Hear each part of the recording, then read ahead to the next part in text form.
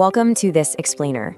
Today, we're totally remixing reality to uncover the secret playbook of business innovation.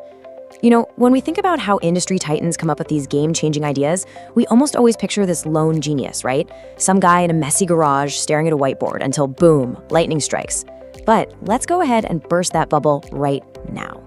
The reality of how giant companies actually innovate, it's going to completely flip how you view success. So, quick question for you. Did Apple invent the mouse? Your gut instinct is probably to say, well, yeah, of course they did, because we always associate Steve Jobs with these massive, from-the-ground-up technological revolutions. But asking this one simple question actually shatters the single biggest myth in the business world, the stubborn idea that true innovation requires you to start completely from zero. Spoiler alert, it absolutely doesn't. Okay, let's dive into this. Innovation from zero is a total myth. The reality is what we call remixing plus upgrading. You see, true innovation, the kind that builds literal empires, is actually about finding successful models that are already working somewhere else, pulling them into your own space, and just reworking them. It's all about observing the world, borrowing a killer system, and figuring out how to make it even better. Let's look at a brand you probably interact with all the time, Starbucks. Now, if you view Starbucks as just a place that sells coffee, you're only seeing their perceived product. And frankly, selling just a cup of coffee? That's a super weak one-time transaction model. It has terrible customer loyalty, it's incredibly easy for someone else to copy, and it forces you to desperately hunt for new customers every single day. Starbucks' actual product? They're selling an experience. And that brings us to the third place concept.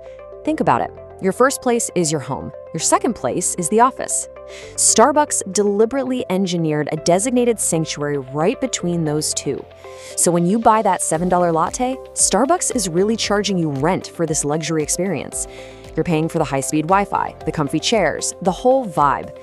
They aren't just selling you a morning drink, they're building a deeply ingrained daily habit. And hey, Starbucks is definitely not alone here. Take McDonald's. They didn't invent the hamburger, obviously, but they completely revolutionized the commercial kitchen by straight up copying Henry Ford's car assembly line. They took that concept, where each worker attaches one specific part, and just applied it to food. One person toasts the bun, someone else adds the sauce, another person fries the patty. The result? Unprecedented, massive scaling. Or look at the Japanese chain Dutour. They literally just noticed how Europeans drink coffee quickly while standing up, remixed that exact model, and boom, ignited a massive fast coffee culture in Japan. Now, what's really interesting about this is how it brings us right back to our earlier question about Apple. Listen, Steve Jobs did not invent the computer mouse. He didn't invent the graphical user interface either. A company called Xerox did. But Xerox kind of missed the massive potential of what they had sitting right in front of them. Apple made history by taking Xerox's completely overlooked model, upgrading the heck out of it to make it super user-friendly, and then applying it to the Macintosh. They didn't start from scratch at all. They remixed and they upgraded. Which brings us to a really defining rule for this whole explainer. A successful business is not about being unique, but about copying a model well and upgrading it to suit your own market. Honestly, if you only take one single thing away from our time today, let it be this. The pressure to be completely 100% original, it's a trap. But okay, that naturally leads us to a pretty huge question. Why does one business wildly succeed while another completely fails, even when they have the exact same idea? Like if having a good idea isn't enough, what actually is?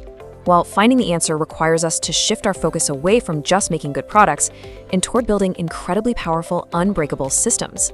And one of the absolute most powerful systems you can ever build relies on recurring revenue. I mean, think about why almost everything today, Netflix, Spotify, iCloud, you name it, has moved to a monthly subscription. When you have customers who buy repeatedly on a set schedule, it completely removes that exhausting daily pressure of finding brand new customers. It basically creates this continuous river of predictable income that deeply, deeply stabilizes the entire business. Another brilliant example of a rock-solid system is the razor and blade model. Gillette is absolutely famous for this one. They will happily sell you a razor handle for crazy cheap, sometimes they even take a loss on it. And why would they do that? Because the handle is just the hook. Once you've got it sitting in your bathroom, you have to buy their specific replacement blades over and over again. And that right there locks in that crucial continuity of income. This exact concept is why smart investors literally ignore current day-to-day profit figures and obsess over customer lifetime value instead. Relying solely on daily new customer acquisition is just a massive, exhausting risk. But building a system where your old customers return like clockwork, yeah, that is where true stability and those crazy billion-dollar valuations actually come from. So you're probably wondering, how do you actually find these incredible systems? Well, most people make one critical mistake. They only look at their direct competitors. But think about it. If a clothing shop only looks at other clothing shops, they're just going to end up with the exact same ideas. Imagine you're running a cafe, and your customers only buy once and then just disappear. Instead of looking at other cafes, what if you looked at how gyms run their memberships, or how software companies structure their monthly subscriptions? Looking at completely different industries is where you find those truly visionary solutions. And this brilliantly illustrates how you don't even have to do all this cross-industry research manually anymore. Modern tools, specifically artificial intelligence, can do a lot of the heavy lifting for you. But, and this is key, don't just ask AI for a random business idea. You've got to prompt it step by step. First, state your specific problem.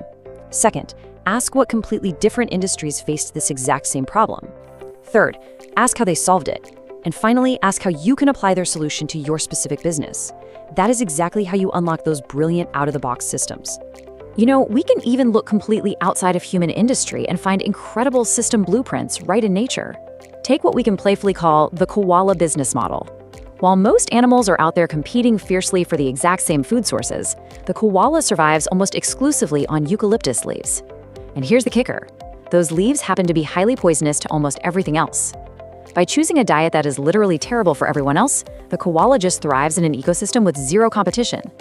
In the business world, the koala's toxic diet maps perfectly to what's known as the blue ocean strategy.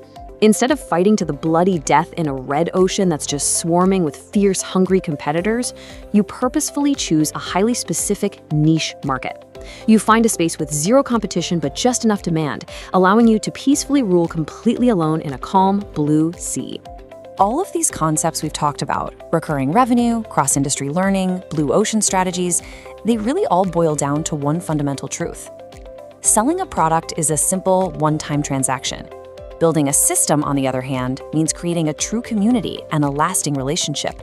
The absolute perfect business model takes a fleeting good idea and transforms it into a deeply embedded, ongoing relationship with the customer. To see just how far the power of systems has gone, just look at the biggest players in the world today. In the past, business power meant you had to own giant factories or vast amounts of land. But today, Uber is the world's largest taxi company, yet they own absolutely zero taxis.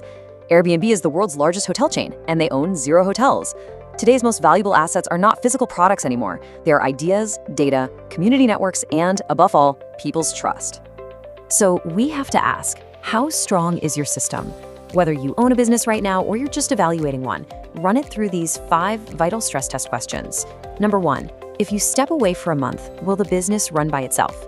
Number 2, what percentage of your income relies on old, returning customers? Number 3, do you have an economic moat, like a strong barrier preventing copycats? 4, are you dangerously relying on just one single product? And finally, what is honestly your biggest weakness? Speaking of weaknesses, a lot of people point to artificial intelligence as their biggest fear right now. But let's look at the historical pattern for a second. When cars first arrived, horse carriage drivers totally panicked. When computers arrived, typists were terrified. And now, AI is scaring a lot of modern workers. But history clearly, constantly rewards those who don't run away. If you upgrade your skills and choose to use new technology as a 10x assistant rather than fearing it as a competitor, you are always going to maintain your edge. So the crucial point is this. If you want to seriously upgrade your career, your wealth, or your strategic vision, you really need to remember these 3 core lessons from today's explainer. First, do not try to innovate from zero. Go modify proven ideas. Second, always look for solutions way outside your own industry, or even in nature. And third, remember that a business's true strength is never just the product. It is the entire system built around it. I want to leave you with this final provocative thought. As you look at your own career, or maybe your next big entrepreneurial project, ask yourself, will you blindly try to start completely from scratch and invent the wheel all over again? Or will you keep your eyes wide open, spot successful systems out there in the wild, and apply this exact playbook to build a proven, unbreakable model of your own? The choice is entirely yours. Keep learning, keep adapting, and we'll see you in the next explainer.